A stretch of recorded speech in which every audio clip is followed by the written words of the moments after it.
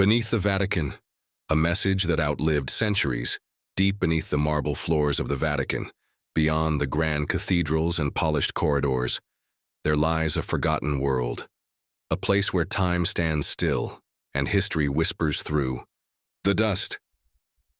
One night as the world above slept, Pope Francis wandered into that hidden realm. What he found wasn't a treasure of gold or relics of saints. It was something far more powerful. A single letter, lost to time, addressed not to kings or emperors, but to the future shepherd.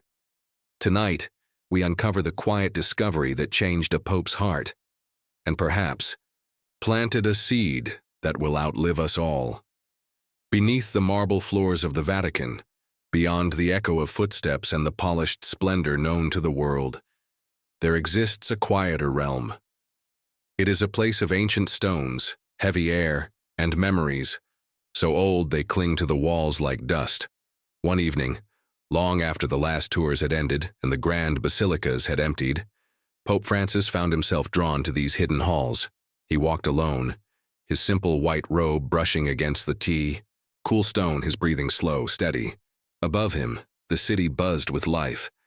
But here, deep in the heart of the Vatican, time itself seemed to slow, folding inward like an ancient prayer. The burden of leadership weighed heavily on him. Years of carrying the hopes, criticisms, and expectations of millions had etched deep lines into his face. His health was no longer what it had been, and though the world still saw the Holy Father standing tall, he felt the quiet, undeniable pull of mortality. Pope Francis wasn't searching for answers that night. He wasn't seeking visions or miracles. He was looking for silence, a kind of silence the world above rarely offered, a silence untouched by cameras, applause, or the endless swirl of politics. Only here, beneath layers of history, could he hear what truly mattered, the soft whisper of his own heart. He passed by crumbling scrolls, forgotten paintings, and relics stored away centuries ago. He thought about all the hands that had built this place, the nameless workers whose names would never appear in books, the silent prayers stitched into the mortar between the stones. Their faith had shaped this sacred city far more than any crown or decree. As he wandered deeper, the faint glow of a small oil lamp caught his eye. It illuminated an old wooden desk tucked against the far wall. Drawn by a quiet pull, he approached. On the desk sat a battered wooden box, its hinges broken, its surface scarred by time. It looked as though it had not been touched in generations. He hesitated only a moment before lifting the lid. Inside, there were no jewels, no decrees of power, only a single folded piece of parchment, yellowed, fragile, and almost forgotten.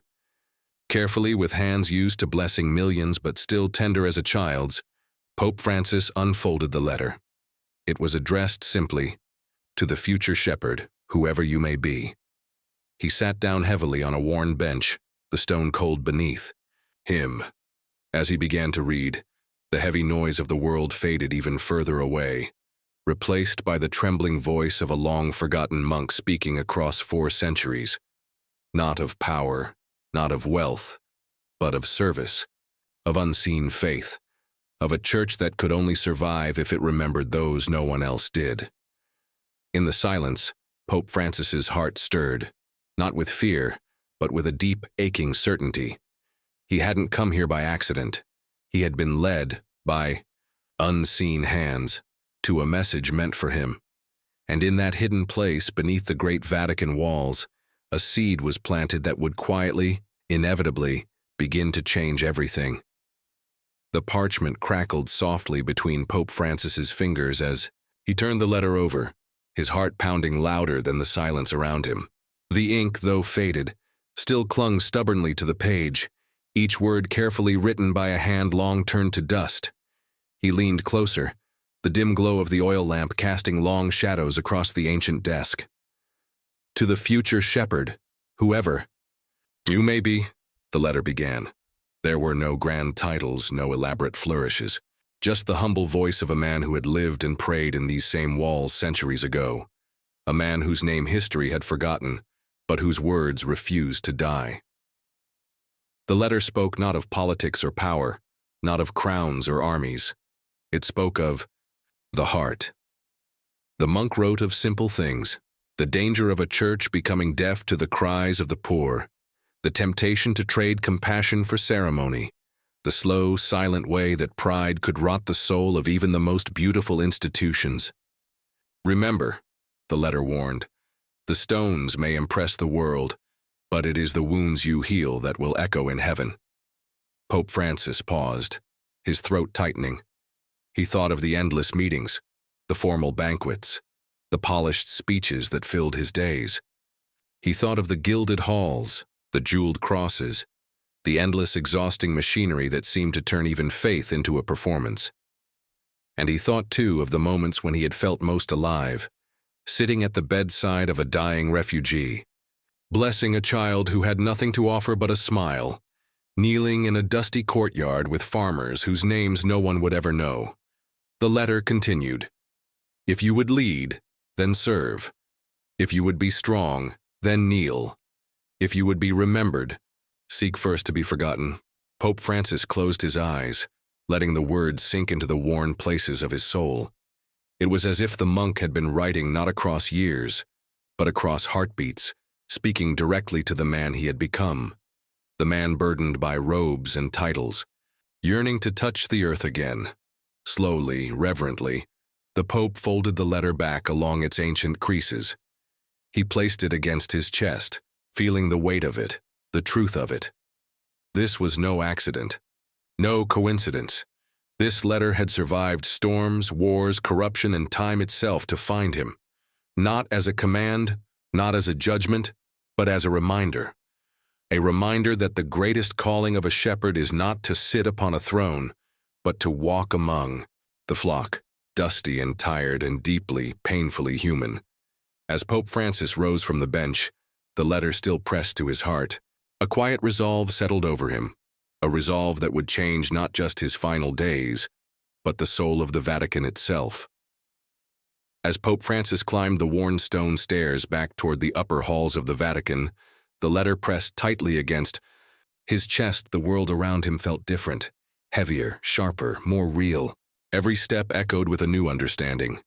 Every breath carried the weight of a silent awakening he could no longer ignore. The grand corridors greeted him as they always did, lined with marble saints and towering gold-framed paintings, polished so finely that the lights overhead shimmered in their reflection. Yet now, these symbols of splendor felt distant, almost hollow. They no longer inspired awe in him. Instead, they whispered cautionary tales about forgetting what truly mattered. The next morning, long before the first tourist would cross St. Peter's Square, Pope Francis sat alone at his simple wooden desk. The ancient letter lay open before him, its fragile edges trembling in the soft breeze from the half-open window. He read it again, slowly, purposefully. "If you would be strong, then kneel. If you would be remembered, seek first to be forgotten." Each word burned deeper into his heart. He thought of the fishermen Jesus had chosen, rough men with cracked hands and weathered faces, men who built no palaces, raised no monuments, but whose faith had carried the gospel across the known world. He thought of the mothers who carried their children through war zones to find safety, of the elderly nuns who spent decades tending gardens and hospitals with no titles, no applause. They were the church's true architects. They were the foundation no eye ever saw, but without which everything else would crumble. Pope Francis leaned back, closing his eyes. What if, he wondered, he had been called not to fortify the walls of tradition, but to break them open? What if his true mission was not to defend marble and crowns, but to kneel in the dust and lift the broken into the light? That thought, once planted, refused to leave him.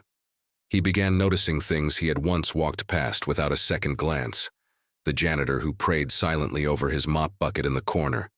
The nun who carried soup late at night to the cold stone. Steps where the poor slept.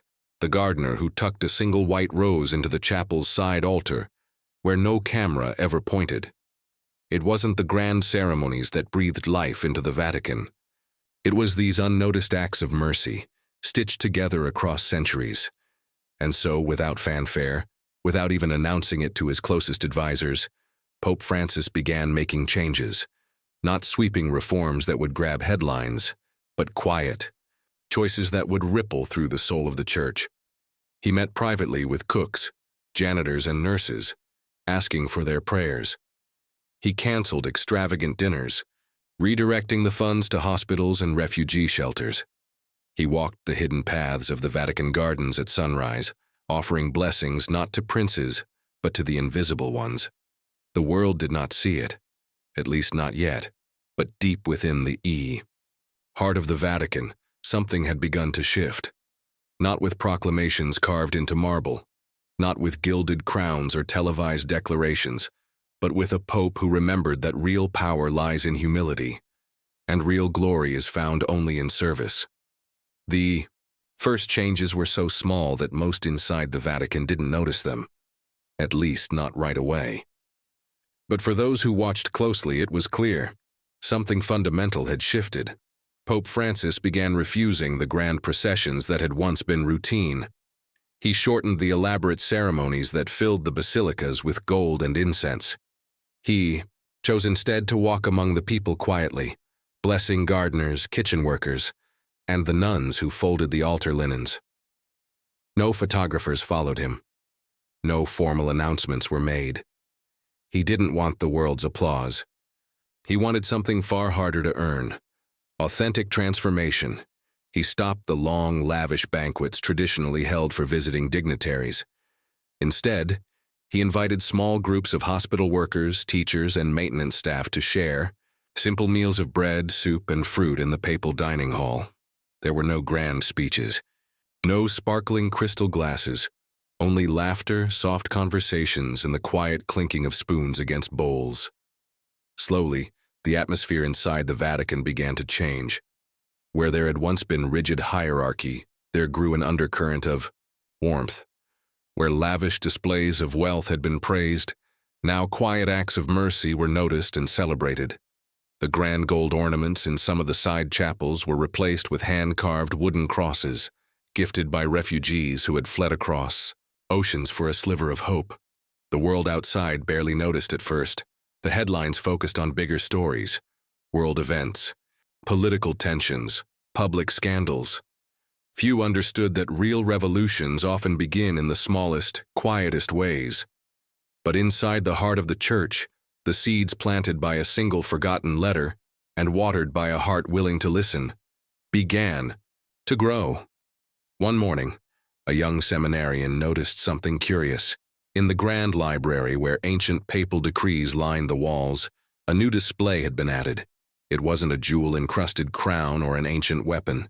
It was a battered wooden box with a simple plaque, in honor of the unseen shepherds who built the church with love, not with stone. No one explained its origin. No great ceremony unveiled it. But those who paused to look closer saw, tucked inside, the faint outline of an old, folded letter, yellowed with time, but still alive with meaning.